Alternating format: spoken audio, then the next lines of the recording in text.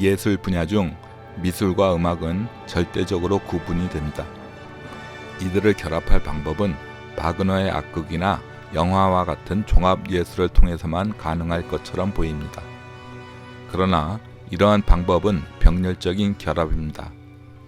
독립적인 예술작품이 더 큰 틀에서 종합되는 방식입니다.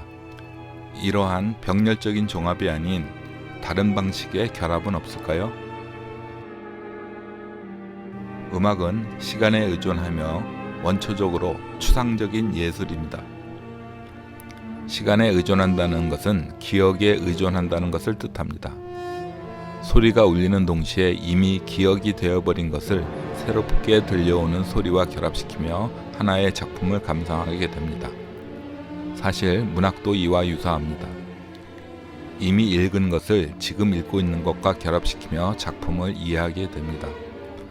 그러나 미술은, 특히 회화에서는 시간을 하나의 순간에 고정시킵니다. 미술은 인간의 감각 중 가장 예민하고 절대적인 우위를 가지고 있는 시각에 의존합니다. 미술은 인간의 눈에 폭포수처럼 쏟아져 들어오는 빛의 마술입니다. 이렇게 절대적으로 분리된 음악과 미술이 상호 침투할 가능성은 없어 보입니다. 하지만 음악가와 미술가는 불가능해 보이는 이러한 상호 침투를 다양한 방식으로 시도해 보았습니다. 가장 단순한 방식은 미술이 음악을 소재로 삼거나 음악이 미술을 소재로 삼는 방법입니다. 이러한 방식은 엄밀한 의미에서 상호 침투라고는 할 수가 없습니다.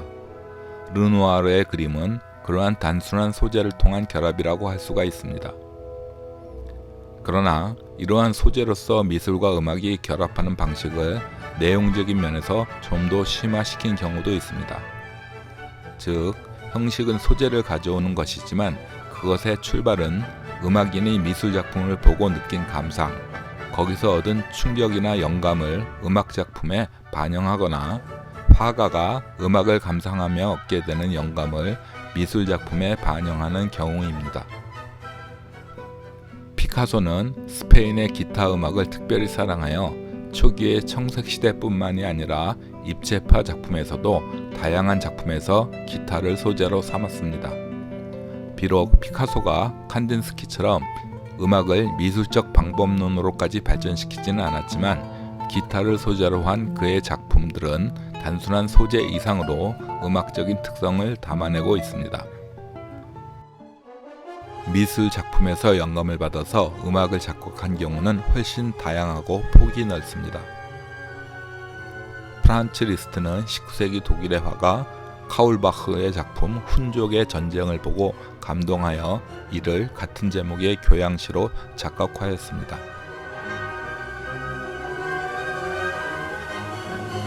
또한 그는 14세기의 화가 오르카냐의 벽화 죽음의 승리에서 영감을 받아 죽음의 춤을 작곡했습니다.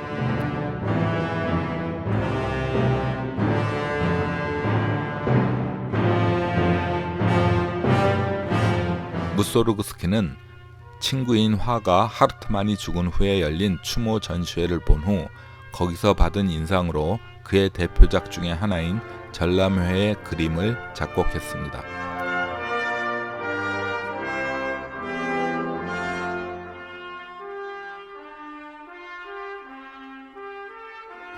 또한 프랑스의 생상스는 해골이 신나게 춤을 추는 풍속화에서 영감을 받아 그의 대표작 중의 하나인 죽음의 무도를 작곡했습니다.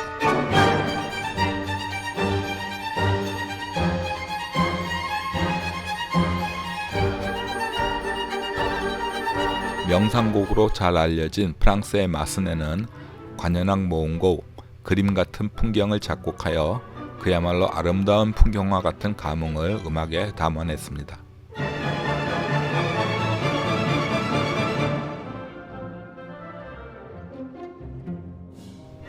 인상주의 시대에 이르면 음악과 미술의 상호 침투가 보다 본질적으로 발전하여 미술에서 시작된 인상주의는 드뷔시로 대표되는 인상주의 음악을 탄생시켰습니다. 드뷔시는 빛의 끊임없는 변화가 일으키는 자연의 순간적인 인상을 빛깔에 정착시키려고 했습니다. 그는 음악의 다이내믹한 흐름 대신에 순간순간 그 자체로 존재하는 매혹적인 울림으로 성립되는 음악을 추구하였습니다. 그의 대표적인 바다는 인상주의 화가들이 공히 영향을 받은 일본의 우키요의 화가 가스시카 후쿠사이의 그림 가나가와의 파도를 보고 작곡한 작품이며, 영상, 판화도 작품 제목이 알려주듯이 미술의 효과를 음악에 도입하였습니다. 한편 미술 쪽에서 음악의 방법론을 수용한 대표적인 화가는 추상회화의 창시자인 칸딘스키입니다. 그는 음악은 최고의 선생님이다 라고 말하면서 구상회화가 음악의 멜로디라면 추상회화는 교향곡에 해당된다면서 음악이 가진 추상성을 온전하게 미술작품에 담아내고자 했습니다. 그의 말대로 칸딘스키의 작품은 마치 음악이 들려오는 듯한 착각을 일으키기도 합니다. 칸딘스키에게 이러한 영향을 준 음악가는 오스트리아의 작곡가 슈엔베르크였습니다. 칸딘스키의 작품 인상 3 콘서트는 슈엔베르크의 연주회를 듣고 그날의 느낌을 표현한 그림입니다. 그 후 칸딘스키는 슈엔베르크와 편지를 주고받으며 예술적 교감을 나누었고 점점 음악과 미술을 접목한 추상 세계로 빠져들었습니다. 슈엔베르크 자신도 미술의 영향을 받았습니다. 슈엔베르크는 자신의 무조 음악에 대한 비난이 계속되자 화가로의 전업을 생각할 만큼 미술에도 조예가 깊었습니다.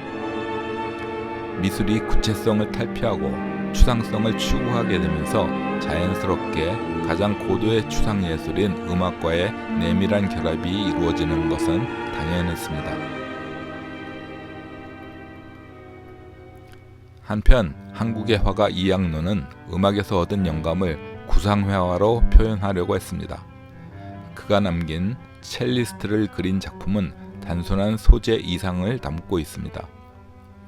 그는 첼리스트 장규상을 그린 2개의 작품을 남겼는데 장규상은 어울리지 않게도 흰색의 한복 두루마리를 입고 있습니다. 그러나 그를 그린 이양로의 작품을 보면 두루마리와 첼로의 부조화를 전혀 느낄 수가 없습니다. 이는 이양로가 즐겨 듣던 바흐의 무반주 첼로 조곡을 화폭에 담은 것과 같은 인상을 줍니다.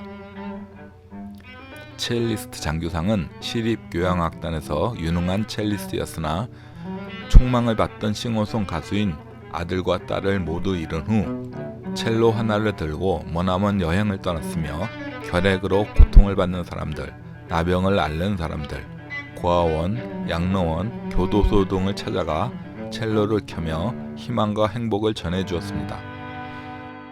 일부 계층만의 전유물이 되어버린 첼로의 선율을 세상의 가난하고 힘든 사람에게도 들려주고 싶다는 것이 그의 소망이었습니다. 그의 딸과 아들인 현이와 덕이는 한 명은 암으로 또 한 명은 그를 간호하다가 지쳐 수면제 과다 복용으로 젊은 나이에 세상을 떠났습니다. 이양로는 또 다른 방식으로 음악을 그의 작품에 수용했습니다. 말러를 듣는 사람이라는 특이한 제목을 가진 연작은 그가 특히 좋아하던 말러 음악을 그것을 감상하는 사람을 묘사한 인물화로 담아낸 것입니다.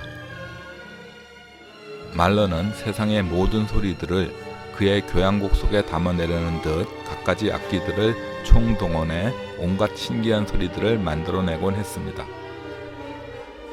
말러의 웅장하면서도 심연을 모르게 깊게 침잠하는 음악을 이양로는 무채색에 가까운 형체가 불분명한 음악 감상자로 묘사한 것입니다.